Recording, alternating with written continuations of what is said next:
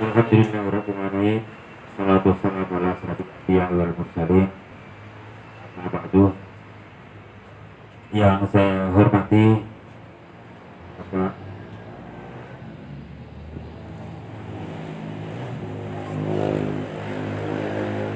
Staf Ahli Bupati Baru Jadi, yang saya hormati Direktur Rumah Sakit Baru Bu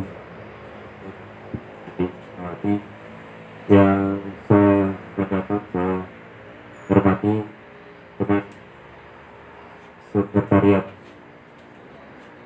gugus COVID-19 tahun 2020 Kabupaten Baru, yang saya banggakan, saya hormati teman-teman insan pers dan LSM Social Society yang hadir pada hari ini.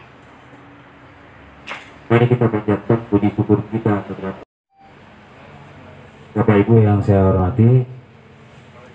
Pertama-tama kami dari Sekretariat Gugus mengucapkan terima kasih atas perhatian Bapak-Bapak, atas atensi Bapak-Bapak terhadap kegiatan kita, yaitu penanganan atau percepatan penanganan COVID-19 tahun 2020.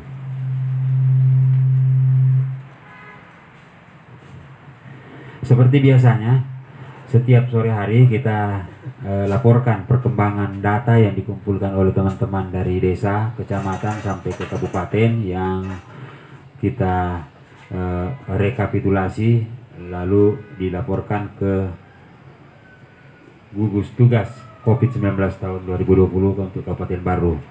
Untuk itu Bapak Ibu sekalian, saya langsung saja bacakan. Kenapa berkurang? Karena ada salah seorang warga kita yang diperiksa swab di situ, OTG yang kita periksa swab atas nama Ustaz Muhlis, itu hasilnya sudah keluar negatif.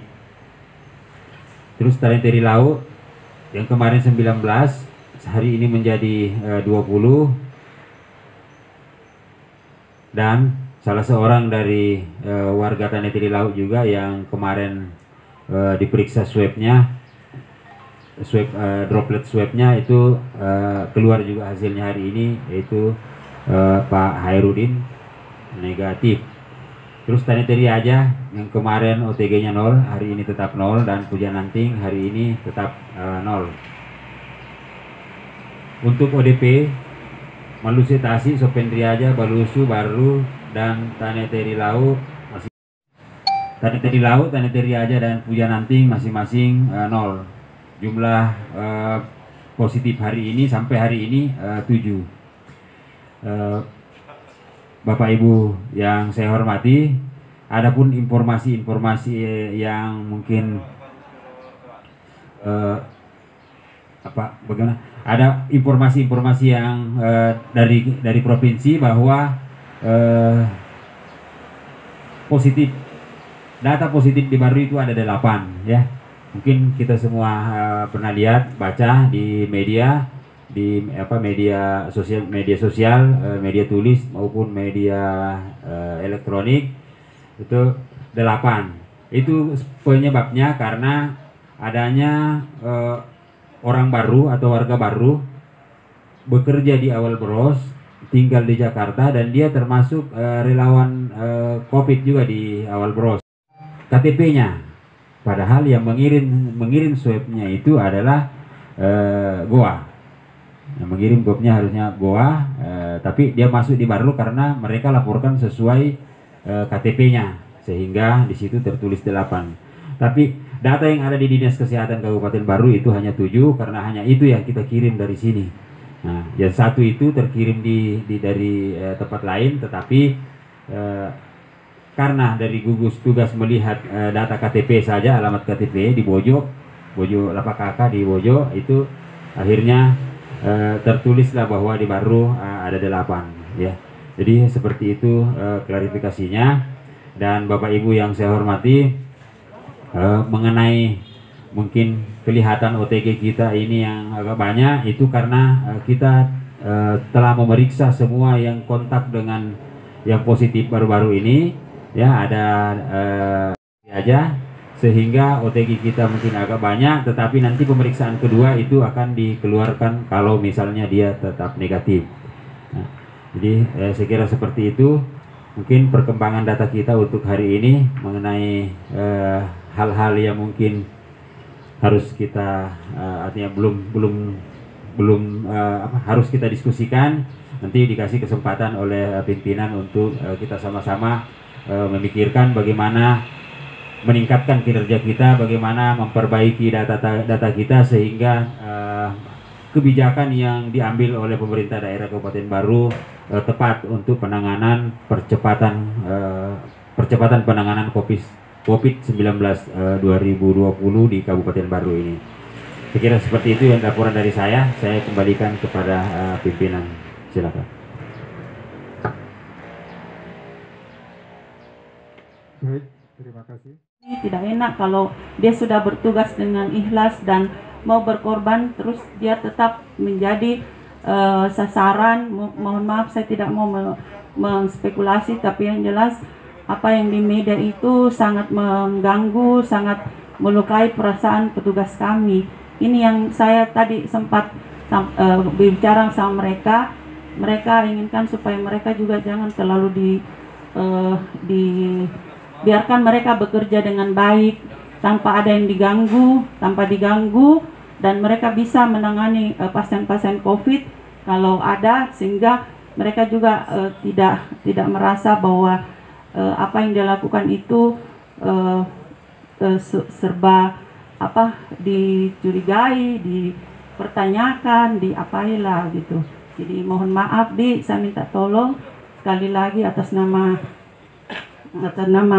pimpinan rumah sakit dan staf pimpinan dari perawat yang ada di rumah sakit, saya mohon kiranya jangan sampai kasihan mereka lagi walaupun menurut saya ada hal-hal yang perlu dibenahi, diperbaiki, dan kekurangan saya rasa tidak perlu kita naikkan di media, langsung saja kita eksekusi atau kita panggil atau kita duduk bersama mencari solusinya bagaimana caranya supaya apa yang menjadi kekurangan yang ada sekarang itu bisa diselesaikan.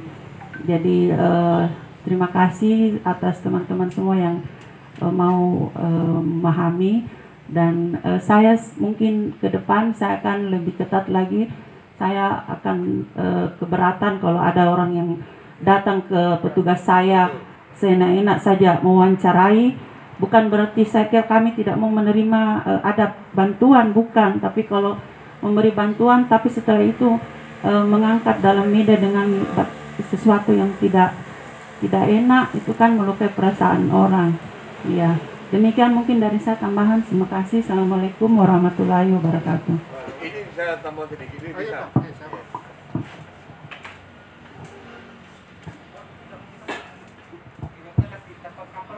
Assalamualaikum warahmatullahi wabarakatuh.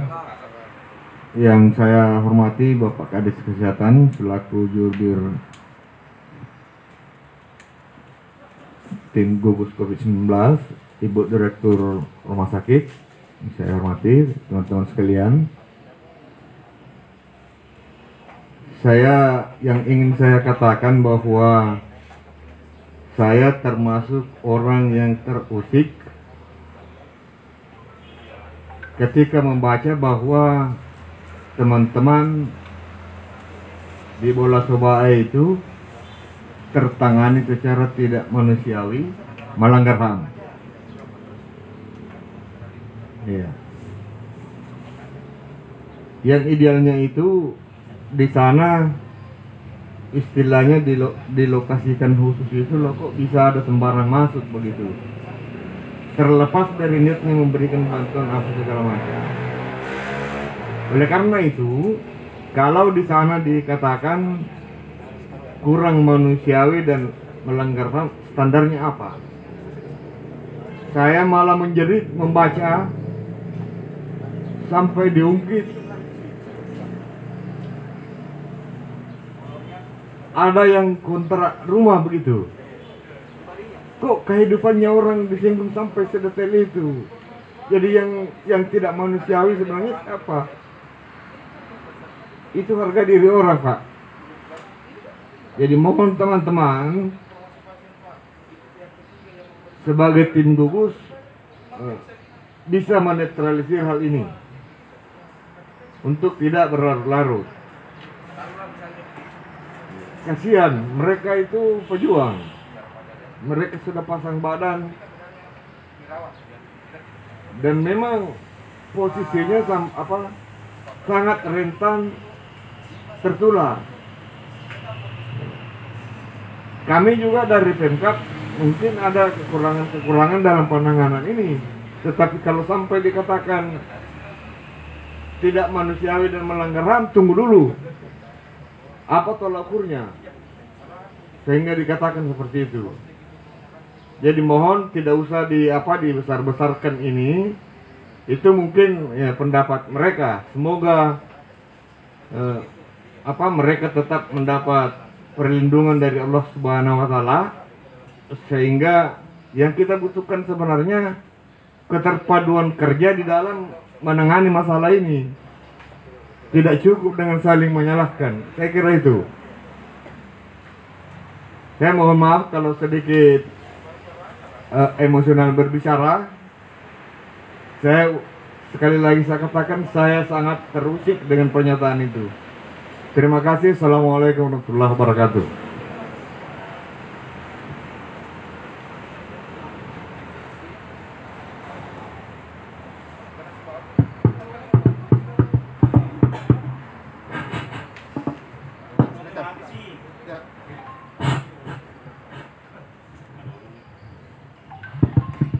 Bagus itu. Sesuai medical technical. Tapi dokter harus ada intermezzo hari ini dokter supaya enjoy saja menghadapi segala sesuatunya.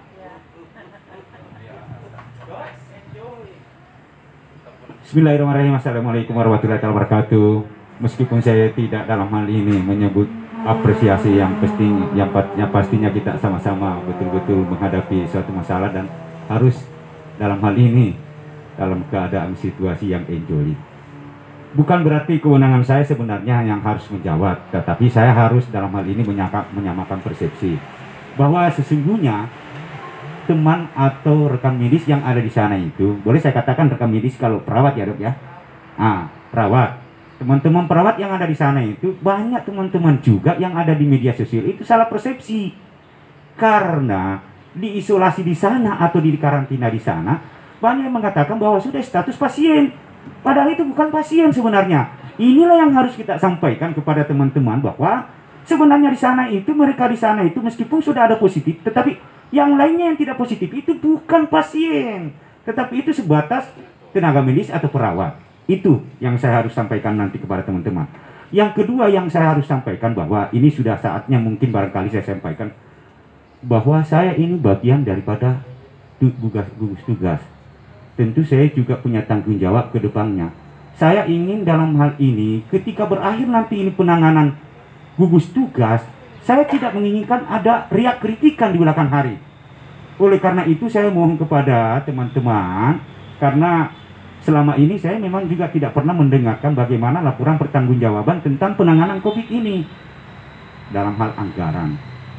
Memang juga betul apa yang dikatakan teman-teman itu, cuma kemarin-kemarin itu bukan berarti saya tidak mau dalam hal ini mengkonfrontir, tetapi ya saya harus menyesuaikan situasi dan kondisi biar dalam hal ini saya tidak jadi sorotan kepada teman-teman.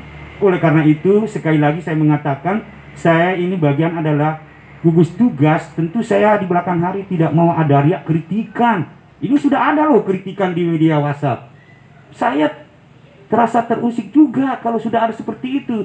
Makanya untuk sementara waktu ini saya tidak menjawab. Karena jangan sampai saya dalam hal ini serba salah kalau saya menjawabnya.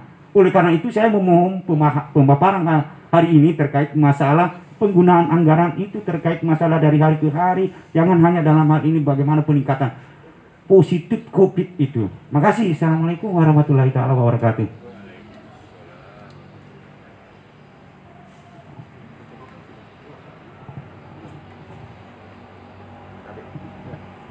Baik, terima kasih Pak Gub dan teman-teman yang sudah memberikan tanggapan atau pertanyaan. Ya, ya, baik. Terkait dengan isu-isu di lapangan, tadi Pak Stafadi juga sudah membaca ternyata dan merasa terusik dengan kondisi itu.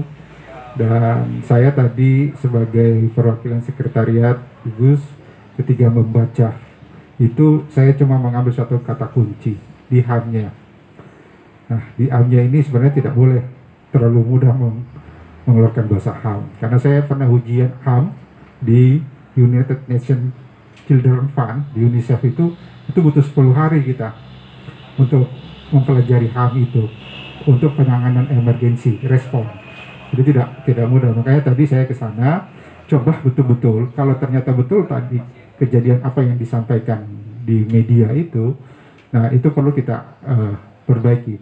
Kita tidak anti kritik gugus tugas karena kritik bagian itu untuk kesempurnaan kita.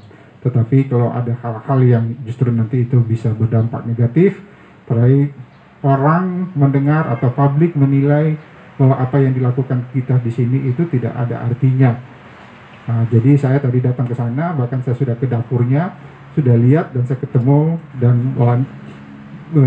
dengan salah satu Pak Edi untuk memastikan apakah betul itu informasi. Jadi saya pikir, nah mudah-mudahan ini jadi pembelajaran yang bersangkutan juga. Saya juga tadi setuju apa yang disampaikan oleh Dr. Nikma, ketika ada bantuan yang mau disampaikan ke mereka, perawat itu harus ada, paling tidak mereka ada aturan atau alur komunikasi atau SOP yang harusnya. Memang mungkin kita tidak punya SOP yang konkret untuk itu, nanti ini bisa menjadi pembelajaran. Paling tidak kalau tidak ke rumah sakit yang bertanggung jawab, bisa juga ke gugus tugas untuk memberikan bantuan. Kalau cuma mau memberikan bantuan, itu.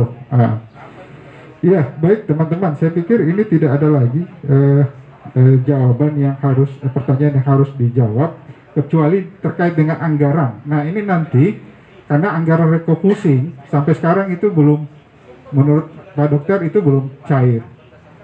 Ya, yang selama ini dana yang kita pakai itu dana BTT. Nah itulah, nantilah dana BTT itulah nanti yang coba diurai, apa semua yang sudah dilakukan, berapa biayanya, karena memang salah satu tugasnya teman-teman LSM ini bagaimana transparansi di dalam penggunaan anggaran, di dalam mengelola satu kegiatan besar. Nah nanti kita akan coba, saya akan komunikasi dengan bendaharanya di gugus tugas. Nah akan kita komunikasikan, ada satu hari sesi itu akan menyampaikan itu. Nah saya pikir cukup saja teman-teman, tidak ada lagi. Nah untuk itu terima kasih Bu Dr. Nikma. Saya mungkin punya harapan juga sama Direktur Rumah Sakit, nanti kalau memang ada suatu waktu yang membutuh penjelasan, saya akan hubungi Dok, bisa hadir juga di sini untuk memberi penjelasan. Paling tidak ada informasi-informasi juga yang akan disampaikan. Baik, terima kasih. Wabillahi taufiq wal hidayah. Assalamualaikum warahmatullahi wabarakatuh.